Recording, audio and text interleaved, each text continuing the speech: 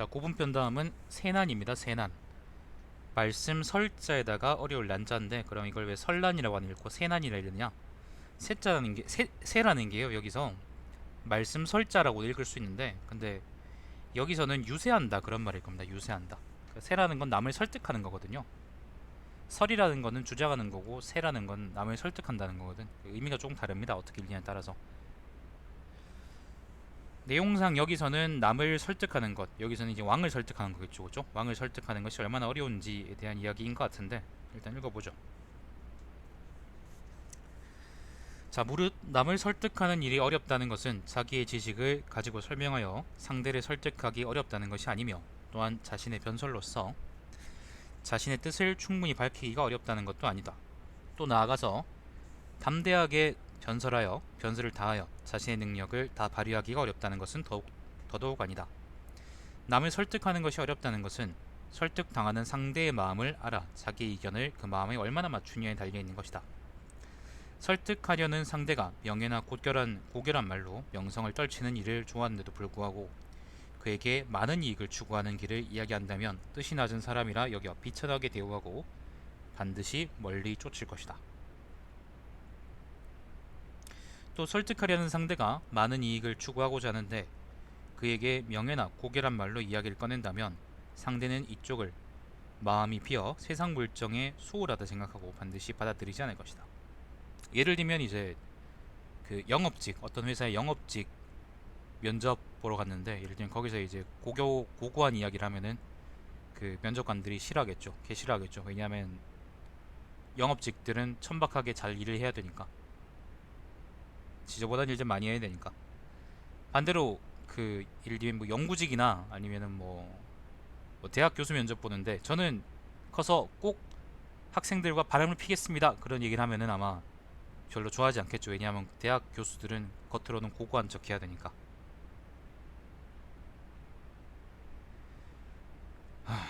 또 설득하려는 상대가 속으로는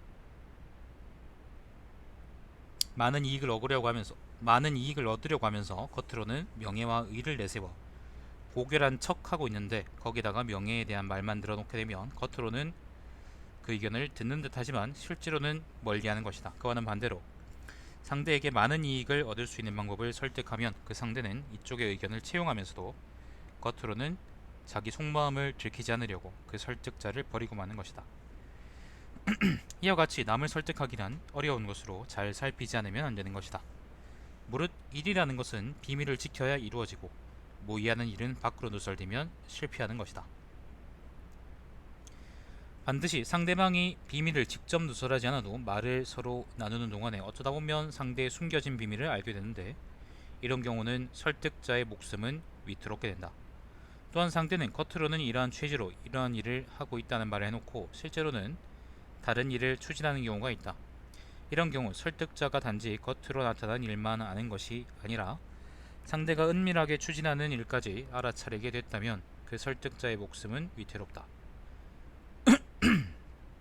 앞서 설득자가 계획한 어떠한 일이 상대의 마음에 우연하게 들어맞았는데, 외부의 어떤 지혜로운 사람이 그 상대의 계획을 짐작해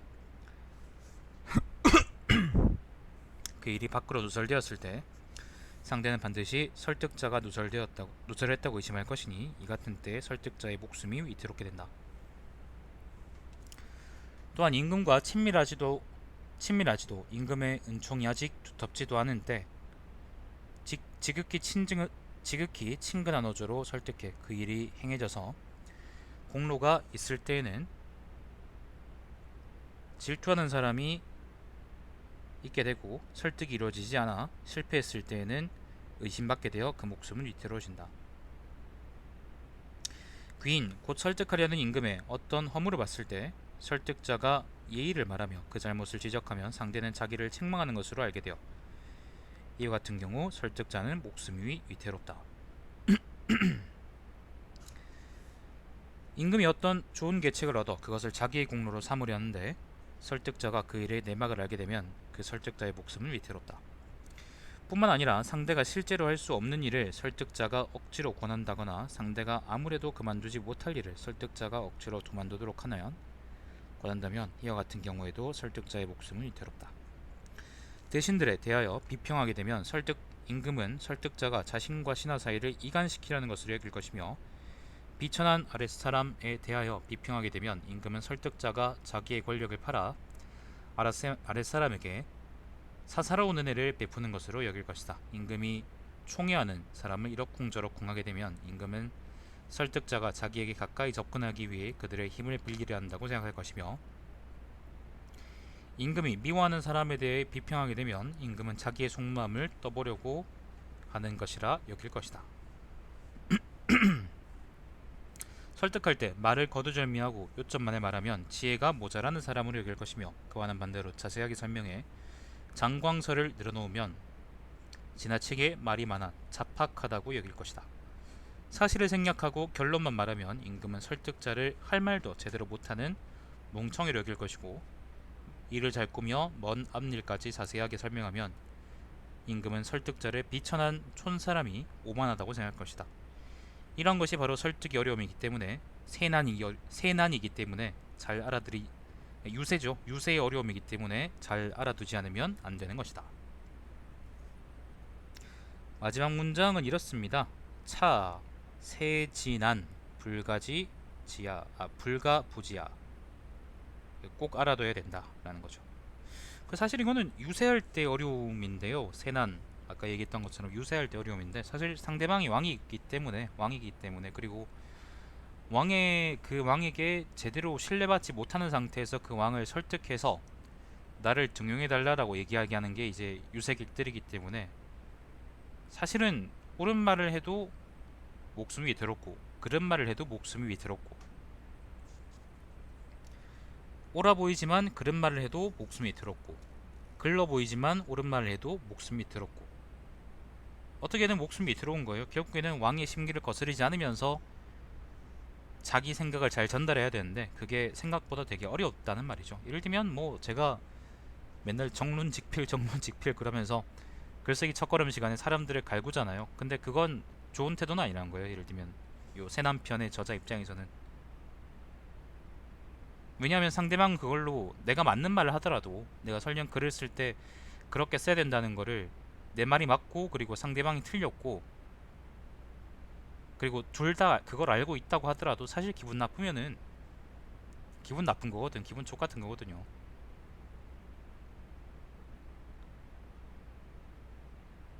결국에는 못 하는 거죠. 뭐. 결국에는 그렇게 하면 이제, 사실 뭐 지금 하는 분들은 아주 저를 잘 믿고 잘 따라주는 분들이지만은 속으로 얼마나 내 욕을 많이 했을지는 알 수 없지. 근데 만약에 내가 만약 유색이기고 세계기고, 그죠? 그리고 상대방이 왕이었으면 아마 진작에 글쓰기 첫걸음 첫 편에서 아마 제 목이 날아가겠죠. 뭐 예를 들면 그런 겁니다. 세난이라는 게 그런 것이다. 한 문장으로 줄이면 이제 말 한마디로 천냥빛을 갖는다, 뭐 그렇게 볼 수도 있겠습니다. 자, 물은 남을 설득하는 데 있어서 힘써야 할 요점은 설득할 상대가 자랑으로 여기는 것을 은근히 칭찬하고, 부끄럽게 생각하는 것을 말하지 않고 은근히 덮어주는 요령을 터득해야 한다. 상대가 급하게 하고 싶어하는 일이 있으면 설득자는 반드시 공적으로 합당함을 알려주고 장려해야 한다. 상대가 마음속으로 좋지 않은 일이라 생각하면서도 그 일을 그만두지 못할 때 설득자는 그를 위하여 좋은 점을 꾸며 격려해주면서도 한편으로는 이를 실행하지 않으면 참으로 유감스러운 일이라고 한다. 저 상대가 마음속에 고상한 이상을 가지고 있으면서도 실제로 행하기에는 힘이 미치지 못할 경우에 설득자는 그 일을 실행했을 때 문제점이나 실행한 뒤에 일어날 수 있는 부작용을 드러내고, 실행하지 않고 있는 것에 대해 현명하다고 칭찬한다. 설득할 상대가 자기 재능이나 지혜를 자랑하고 싶어 할 경우 그것을 직접적으로 칭찬하면 아첨이 되므로, 그와 비슷한 예를 들려주어 반응을 살펴보고 이쪽의 설득을 채택하게 하는 자료로 이용하여 모르는 척하면서 상대의 지혜를 도와주는 것이다. 또 국가공론에 대한 의견을 인정받고자 할 때는 반드시 훌륭한 명분을 밝혀야 하면 물론, 그에 못지않게 개인적인 이익에도 합당함을 은밀하게 나타내면서 그 일을 하면 이익이 된다는 것을 깨닫도록 해야 한다. 반대로 나라와 임금에게 위해가 되는 일을 말하고자 할 때는, 그게 해가 되는 일이요, 명분상 비난받을 만한 일을 밝히고 임금 스스로에게도 위해가 됨을 깨닫도록 해야 한다. 또 임금을 칭찬해야 할 경우에는 직접 왕을 칭찬하지 않고 그와 비슷한 다른 사람의 예를 들면서 칭찬해야 하며, 왕의 과실을 책망할 경우에는 임금에게 직접 경고하지 않고 다른 비슷한 계획을 예로 들어 충고한다. 더불어 왕과 함께 불명예스러운 일을 했을 때에는 반드시 해로울 것이 없음을 크게 강조하고, 임금과 함께 실패한 일이 있을 때에는 반드시 실책이 없음을 크게 꾸며서 말한다. 또 상대가 스스로 역량이 뛰어나다고 자랑할 때에는 굳이 그가 하기 어려운 일을 들어 그의 능력이 남과 다르지 않다는 것을 밝힐 필요가 없다. 너 존만한 새끼, 그런 말 할 필요 없다는 거예요. 자, 임금이 뛰어난 결단력을 뽐내면 굳이 그의 잘못을 지적하여 화나게 해서는 안 된다. 스스로의 계획이 현명하다고 생각하고 있으면 실패한 예를 들어 추궁해서는 안 된다. 설득하는 사람의 대의가 큰 뜻이 상대의 뜻에 거슬리지 않도록 하고, 설득하는 사람의 말씨가 상대의 감정을 자극하는 일이 없도록 하고, 그런 연유에야 비로소 자기의 주장을 있는 그대로 발휘하는 것이다. 이와 같은 방법이 상대와 충분히 친근하면서 의심받지 않고 자신이 하고 싶은 말을 다하여 의견이 채택되도록 하는 길인 것이다. 이윤이 재상이 되기 전에 요리사 노릇을 하고, 백리애가 진나라의 재상이 되기 전에 서쪽 진나라요 포로 생활을 한 것은 모두 그 임금에게 등용되기를 바라서 했던 것이다. 이 두 사람은 다 성인이었지만 비천한 일을 통하지 않았으면 일신의 영달을 이루지 못했을 것이다. 지금 자신의 신분이 비천한 요리사나 포로 같은 천직으로 떨어졌지만, 그로 인해 장차 자신들의 의견이 임금에게 받아들여져 세상을 구할 수 있다면 이러한 일은 능력 있는 선비로서 부끄러운 일이라 할 수 없는 것이다. 무릇 오랜 세월이 지나 임금의 신임이 두터워지면 임금을 위하여 깊이 계책을 꾸며도 의심받지 아니하며, 임금 앞에서 충간하고 논쟁을 해도 벌받지 않게 된다. 그때 이르러서 비로소 이해관계를 밝혀 공을 세우고 옳고 그름을 지적하여 임금의 덕행을 꾸며 빛나게 할 수 있다. 이렇게 임금과 신하가 서로 믿고 충성하면 그 유세는 성공한 것이다. 지금 번역하는 분이 이걸 세라는 걸요, 세난할 때 세자 있죠, 그죠? 세를 전부 다 설득이라고 번역해놨는데 이것보단 그냥 유세라고 하는 게 나았을걸. 자, 옛날 정나라의 무공은 호나라를 치려고 생각했기 때문에 먼저 그 딸을 호나라 왕의 아내로 시집보내 환심을 사놓았다. 그런 뒤 여러 신하에게 말하기를, 내가 군대를 일으키려고 한다. 어느 나라를 먼저 치면 좋겠느냐라고 하니, 대부인 관기사가 말하기를 호나라를 치는 게 좋겠습니다 라고 했다. 이때 무공은 크게 빡쳐서 그를 죽이며 말하기를, 죽였어? 호나라는 우리와 형제의 나라인데, 그러니까 자기 딸이 와이프죠, 왕이 와이프죠. 이를 정벌하라니 어찌 된 말인가 라고 하였다. 호나라 왕이 이 말을 듣고서 정나라는 자기 나라와 매우 친밀하다고 생각해 정나라에 대해서는 아무런 방비도 취하지 않았다. 그 틈을 타 정나라는 호나라를 쳐서 빼앗고 말았다. 송나라에 큰 부자가 살았는데 큰 비가 내려 담장이 허물어졌다. 그러자 그 아들이 말하기를, 무너진 담을 다시 쌓지 않으면 반드시 도둑이 될 것입니다 라고 했고, 이웃의 늙은이도 같은 말로 충고하였다.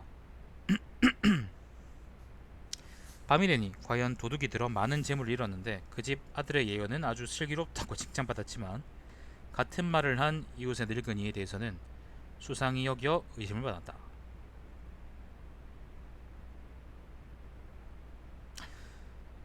담이 무너졌어요. 그러니까 친구가 지나가면서 그 담 안 고치면 좆될 거다. 그리고 지나가는 사람이 얘기하면서 그 담 안 고치면 좆될 거다 라고 얘기를 했어요. 그러면은 사실 둘 다 맞는 말이죠. 근데 실제로 좆됐어. 그러면은 친구의 말은 좋다고 생각하고 친구는 아주 칭찬하게 되고, 지나가면서 얘기했던 사람은 오히려 의심하게 된다는 거죠. 같은 말인데 언어의 본질은 다르지 않은데, 사실 아 다르고 어 다른 것도 아닌데 둘 다 안데 어떻게 결과가 이렇게 다를 수 있느냐. 위에 두 사람인 관기사와 이웃 늙은이의 말은 모두 옳았는데도 심한 사람은 죽었고 덜 심한 쪽은 의심받았다. 이로 미뤄보면 곧 어떤 사실을 안다는 것이 어려운 일이 아니라 그 알고 있는 사실로 어떻게 대처하느냐가 어려운 것이다. 결국에는 유세하는 사람의 말이 옳냐 그르냐가 중요한 게 아니고요. 여러분이 사장한테 하는 말이 옳냐 그르냐가 중요한 게 아니라 여러분이 부모님한테 하는 말이 옳냐 그르냐가 중요한 게 아니라 얼마나 여러분이 사장한테, 여러분이 대통령한테, 여러분이 국회의원한테, 여러분이 검사나 판사 새끼들한테, 아니면 여러분이 이제 주무관들한테, 아니면 여러분이 상사한테, 여러분이 부모님한테 얼마나 공손하고 얼마나 그 사람들의 기분을 맞추고 얼마나 그 사람들의 아주 속되게 말하면 이제 아무튼 이것저것 잘 핥아주는지에 따라서 옳고 그름 이상으로 여러분이 어떤 처분을 어떤 이제 처우를 받을지가 결정된다는 거죠. 맞는 말이죠. 물론 맞는 말이지. 실제로 그러니까 사람들은 실제로 그렇잖아요.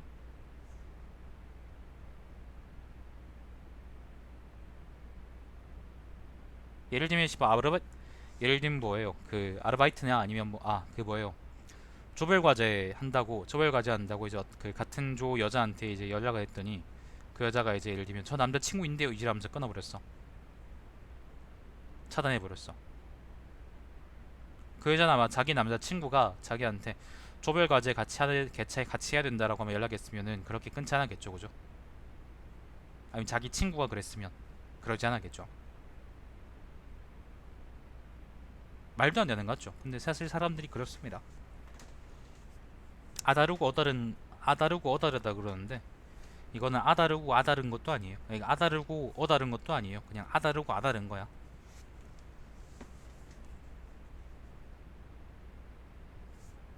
족 같은 거지.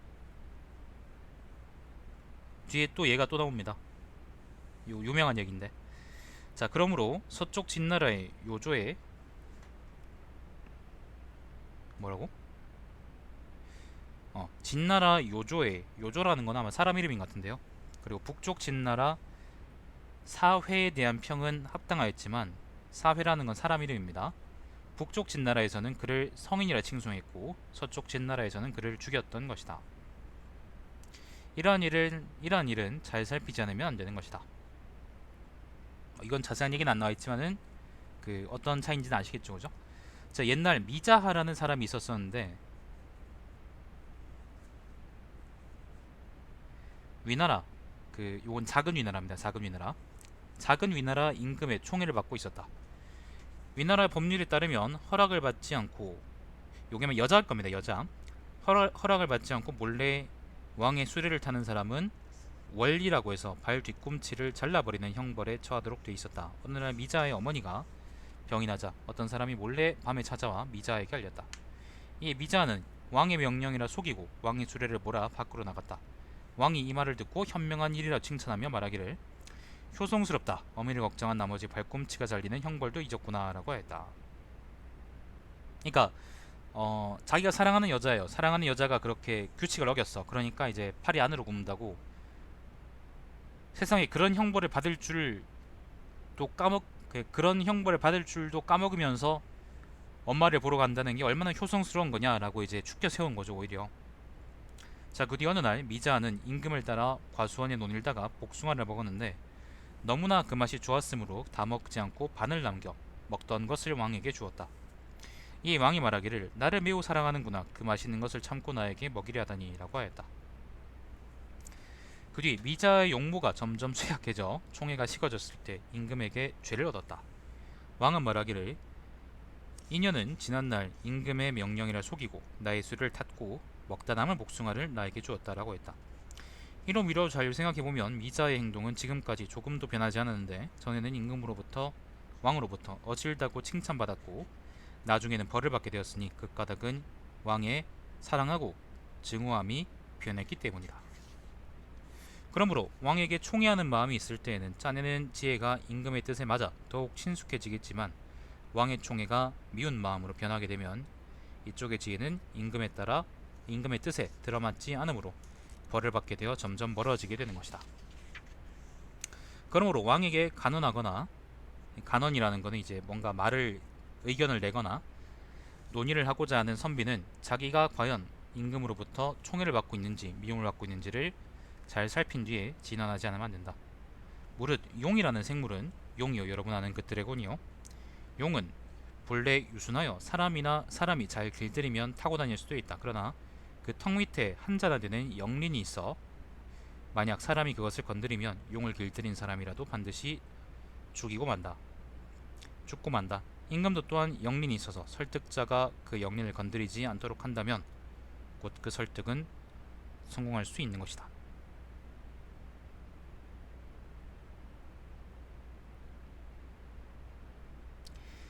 인주 사람의 주인, 왕이죠 그죠?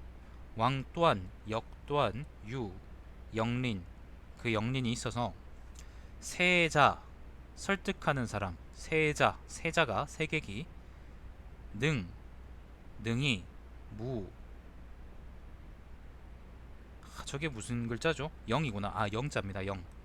영 건드린다 그런 말입니다. 건드린다. 무영 건드리지 않는다겠죠. 그러면 인주지 영린, 왕의 영린을 건드리지 않으면 즉 기의, 즉 기 가깝다, 그러니까 성공할 수 있다라는 말이죠.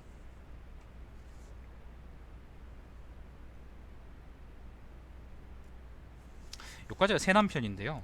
세남편, 아까 말씀드린 것처럼 세남편이라는 거는 설득하는 것의 어려움입니다. 설득하는 것. 그러니까 여기서 설득하는 거는 상대가 왕이죠. 왕 혹은 권력자 혹은 어쨌건 자기보다 높은 위치에 있는 사람. 근데 아까 말씀드린 것처럼 이제 아다르고 어다른 수준이 아니라 아다르고 아다른 겁니다. 아다르고 아다르다.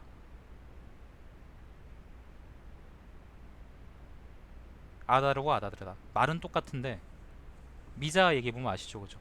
말은 똑같고 행동도 똑같은데 시간이 지나서 그 사람이 나를 좋아하느냐 싫어하느냐에 따라서 그게 받아들여질 수도 있고, 그리고 그것 때문에 내가 죽거나 위험에 처할 수도 있다는 거죠.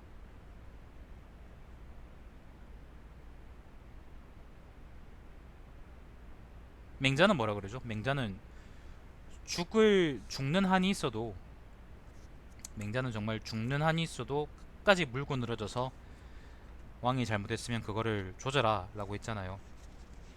되게 많이 태도가 다르죠. 한비자 이걸 본인이 썼는지는 알 수가 없지만은 어쨌거나 아까 고분편보다는 글 수준이 좀 많이 나은 것 같아요. 고분편은 뭔가 좀 아니었어. 영 아니었는데. 다음 세남편입니다. 세남편. 자, 그 다음은 화씨편인데 영상을 끊고 화씨까지 오늘 읽죠.